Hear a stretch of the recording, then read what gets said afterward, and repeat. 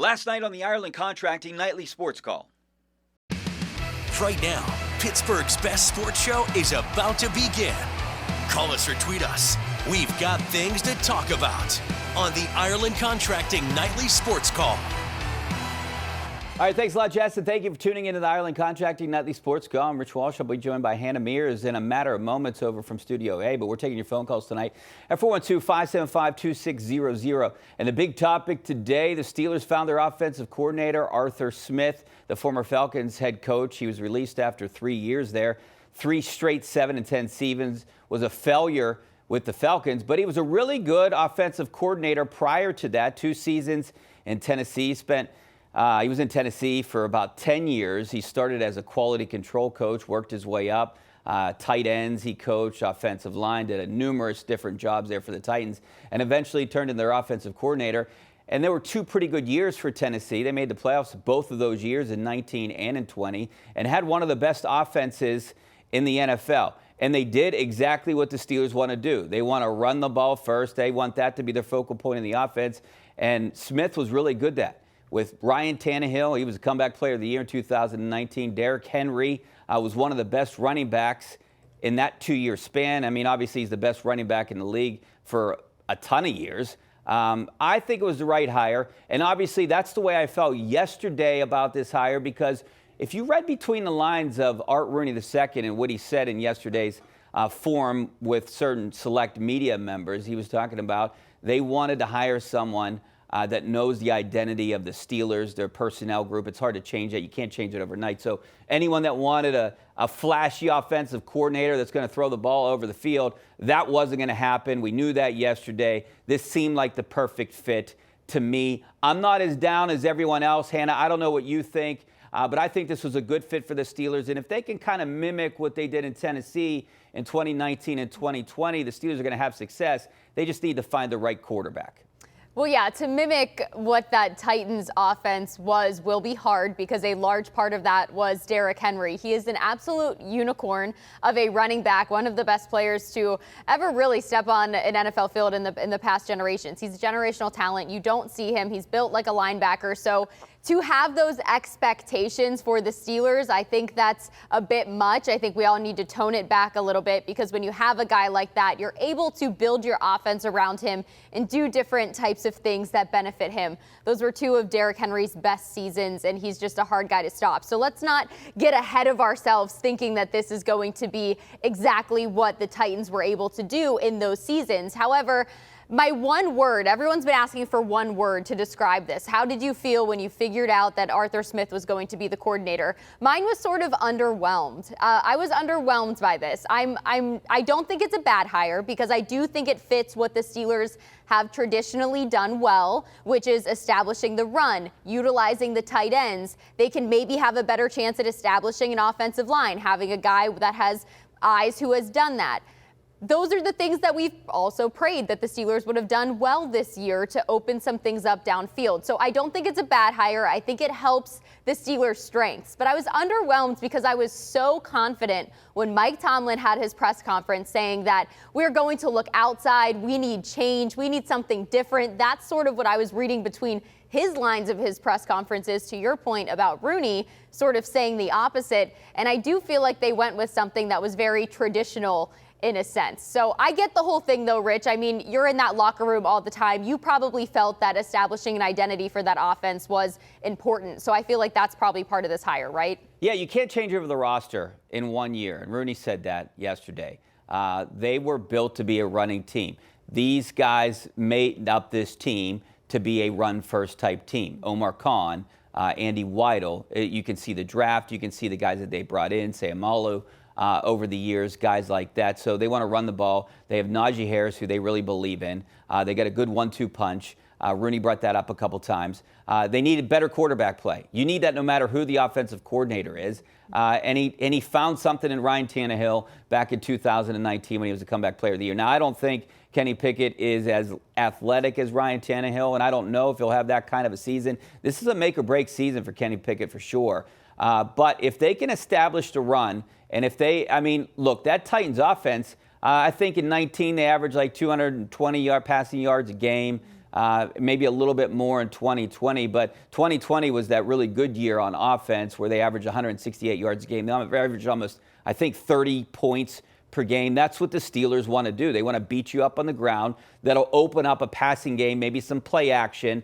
I don't know which one of the quarterbacks is a better fit for it if they can bring Mason Rudolph back. But the quarterback position is the key. No matter what you're going to do. You saw early on with Matt Canada, they couldn't run the ball and they couldn't pass the ball, and I blame a lot of that on Kenny Pickett. I mean, you look, the one thing that I picked out from Arthur Smith was if you go back to his days at Tennessee, he had 15 out of 32 games they went over 400 yards. And I think they averaged 400 yards a game around in 2020 or close to it.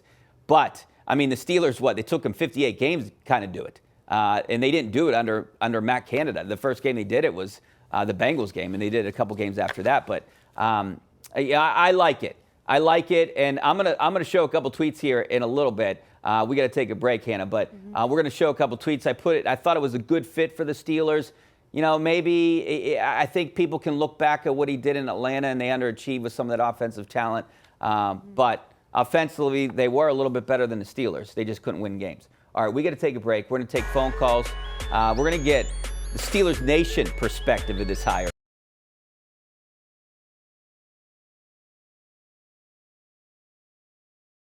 We're going to do our GMC tweet of the night coming up, and I'm going to put up my tweet. When you found out about it, the Arthur Smith news, you know, I thought it was the perfect fit. And I said Smith orchestrated one of the best rushing attacks in the NFL in 2019, 2020. Not a lie. He did have Derrick Henry, like you pointed out, too, when he was the OC at the Titans. Najee Harris, Jalen Warren. We'll be happy.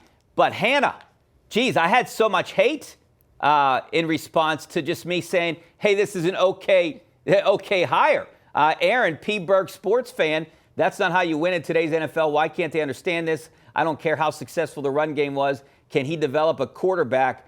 I doubt it. He did develop Tannehill. So here's another one. Barry Landsberger. Dude, did you watch a single Falcons game this year? It's 2024. 2019 and 2020 success means nothing. No one liking this pick out there. Fix. Derrick Henry orchestrated one of the best rushing attacks in the NFL in 19 and 20 when he was the OC of the Titans. People, funny guys out there, too. And the final one, we had another one, but we won't get to it. Basically, you understand, you know, why there's so much hate. And you said you were kind of underwhelmed too. And when you look at social media, you see it. No one liked it because this isn't a flashy guy. I mean, he looked kind of like Paul Skeens or the guy from Barstool. And to be honest with you, Hannah, I don't know why this guy isn't on a golf course somewhere collecting millions of dollars a year because his dad founded FedEx. His dad's a billionaire. He wants the glory, Rich. He wants to be a head coach somewhere and be successful with it, right? That's what everybody wants in the NFL eventually. But I get why Steelers fans would be sort of feeling how I am. Now, I feel like they're being a little bit harsher than I was. I was just underwhelmed because I wasn't surprised. I was hoping that there'd be some big flashy pick that the Steelers would make it offensive coordinator and we'd feel really good about the passing game. But I also think it was unrealistic to expect that because of the quarterback situation. You can't bring someone in that's going to bring in an extremely difficult passing game and mix up all these schemes when you don't know who your quarterback is going to be. The safer bet was to probably rely on an efficient and an effective run game, utilizing your tight ends. We still want to see what Darnell Washington can do. I hope Pat Freiermuth can stay healthy and we can utilize him for a season. So Arthur Smith definitely checks all those boxes. Now, I do agree, though, with one of those first tweets, the big question now is quarterback evaluation and how well a quarterback can be developed, because I think there's a lot of question marks when you look at the Steelers the past few years. And how do you get to this point? How did you even then draft Kenny Pickett in the first round? Who's evaluating these quarterbacks for you that you were so high on? And why are the Steelers missing so badly on them? So I think that's definitely the next piece to this puzzle is, yes, I think it can be good enough. I do think there's a ceiling with this offense and the run game in this year. That's what everybody's saying in this day and age in the NFL. But, Rich, don't you agree that the next piece of this puzzle is who are they going to hire to potentially develop Kenny Pickett? Because all signs are pointing to him being the guy again. Well, I think you make a great point about the quarterback position and why they went in this direction. I mean, if you hire a guy like Zach Robinson, who, by the way, is tight with Mason Rudolph. But if you hired a guy like that, a passing game type guy, you don't necessarily have a passer to put in there. But, getting back to your question about the evaluation of Kenny Pickett, that was Kevin Colbert and Mike Tomlin at the time. They got a new regime in there. They definitely have to figure out what they're going to do at the quarterback position. And I think it's a make or break year. I mean, both Tomlin and Rooney intimated that. So there's no question they got to figure that position out. It's the most important position. And we see that with a guy like Patrick Mahomes. And that's the guy that you want, a guy like that. Well, the Steelers don't have that right now. All right, let's take some phone calls. Hannah, we got Tom out in McDonald. How you doing, Tom? Oh, real good, Rich. So hi, Hannah. Hi. Yeah, I can't. I was talking to the other guy. I can't understand why, when Ben retired, why they didn't start Mason Rudolph then. And then also, I can't help wondering if they hadn't started Mason Rudolph at the beginning of the season, we'd have made a better run at the playoffs and that. I don't know how they determined that. How did you determine? Yeah, Tom, that's a good point. Yeah, they didn't even really give him a chance 2 years ago in camp, and maybe it's looking back in hindsight, Hannah, it's definitely a mistake. They should have given him an opportunity. And if Kenny Pickett played for another college, I don't think that they would have drafted him. They were enamored by him because he was a Pitt guy too. Tomlin saw him all the time. They loved his work ethic. They love his moxie, and I think that won him over. A lot of those intangibles. But Kenny Pickett progressively got better, but he wasn't a great quarterback before that 2021 season when they went to the ACC championship. Yeah, I actually just talked to our producer, Steve Benko, about this. I was like, I want somebody to run some sort of analytics. I think there's too small of a sample size, but what we're going to start seeing now in the NFL is all of these quarterbacks who have had these extra years and were able to transfer and jump around to different teams, and the COVID year affecting things. I wonder, and I believe this, I'll put all my chips in this basket. Kenny Pickett wouldn't have been maybe even a third-round draft pick had he have not had that extra year at Pitt to make himself look better. He would have been selling insurance, Hannah. Right, exactly.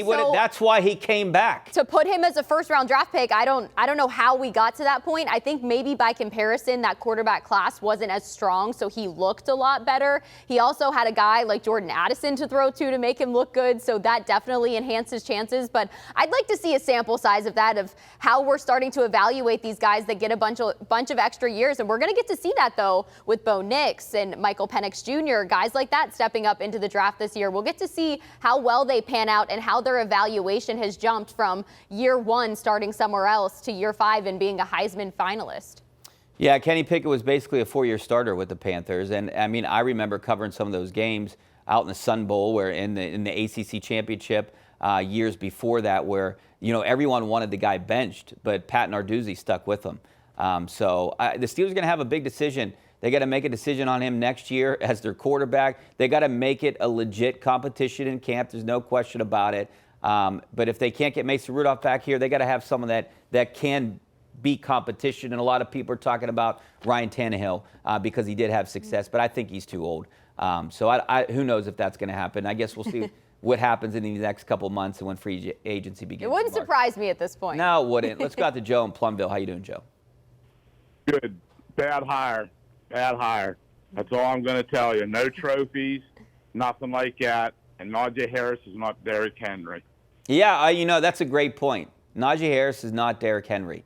And going back to Kenny Pickett, I did want to mention something. You mentioned Jordan Addison. They had the best wide receiver in the game. They also had one of the best offensive lines in the game, and they had a pretty good tight end too. So he had all kind of weapons that year. Mm-hmm. Of course, they're going to have a good year in a down ACC year where they played Wake Forest in the ACC right, championship. And Clemson wasn't doing well that year. Yeah, they were on a little bit of a downfall, but I can't say it's a bad hire. I can't come out and say this is horrible, because I do think it works to the Steelers' strengths historically, and they do have those pieces in place. They have 2 running backs, so maybe that's something different with Arthur Smith that we're going to see. Maybe he has a plan for utilizing 2 guys. Everyone wanted to see more of Jaylen Warren anyway. Maybe he has a plan for that. Maybe we'll see them both in the backfield at points. We can see different things, hopefully, with Arthur Smith. If he's this run game savant that we want to see, maybe he has that in his system. Maybe there's a package for that. So I think it could be interesting. No, we don't have Derrick Henry, but there are 2 great running backs that we saw in the second half of the year when they were running the ball well and they were running it effectively, something was working with the Steelers. So maybe Arthur Smith sat down in that meeting with Mike Tomlin and said, here was the missing piece you had. I have it. I know what it is. For me, I think you still, now there's a big question of will Deontay Johnson and George Pickens be happy next year if we're all just still focusing on the run. They were doing that with Mason Rudolph at quarterback. Yeah. So that opened up the offense a little bit more. Ed from Uniontown. What's up, Ed? Just a thought for you guys. This may be a salary cap issue. The Steelers have put a lot of money under the defensive side of the ball with TJ, Cam Hayward, and Minka. Yeah. And if they got a quarterback and wide receivers that are going to command the second contract, $25-30 million a year, they're going to end up like the Browns and overpay for certain those positions and have to let somebody get on the defense. So Ed, you make a great point. That's why they're able to pay those guys on defense, because they're not paying a quarterback, and that's another point. You can't go out and get a quarterback or try. It's going to be tough to trade for like a Justin Fields or something like that, because he's going to be commanding a big contract at some point. So, yeah, they have a lot of tough decisions to make here, Hannah. We don't have a lot of time here left. But, you know, I would imagine that they'll try to retain guys like Mike Sullivan, Eddie Faulkner. I mean, they're still around unless Mike Sullivan, I know he interviewed for a couple jobs, but I think they kind of like what those guys did. But would you be opposed to adding more coaches, maybe a passing game coordinator or something like that? I would not be opposed to that. In fact, I'm all for that, especially you just mentioned those guys' names, and sure, but like, how do we know they're not the ones to blame either for the development of Kenny Pickett and where he's at right now? So I think bringing in a fresh perspective, if they're going to go this way with offensive coordinator, say we're going to go with somebody that fits our mold of what we've always done, then I think the person you bring in, the new, is definitely someone like that. And I think Gerard Johnson, I think him staying with the Texans, now that forces teams like the Steelers to say, okay, I think the Steelers were probably interested in him, and they got the call this morning, and then they went with Arthur Smith. I think he would have been. There's a lot of speculation with that, Hannah. There's no question about that. All right, thanks a lot. I enjoyed it tonight. Hopefully we see you soon here back on the Ireland Contracting Nightly Sports Call. If you want to get your opinion heard, don't forget to tune in to the Ireland Contracting Nightly Sports Call tonight at 10:35 on KDKA+. So give us a call at 412-575-2600. We do it every night after the 10 o'clock news. For CBS News Pittsburgh, I'm Rich Walsh.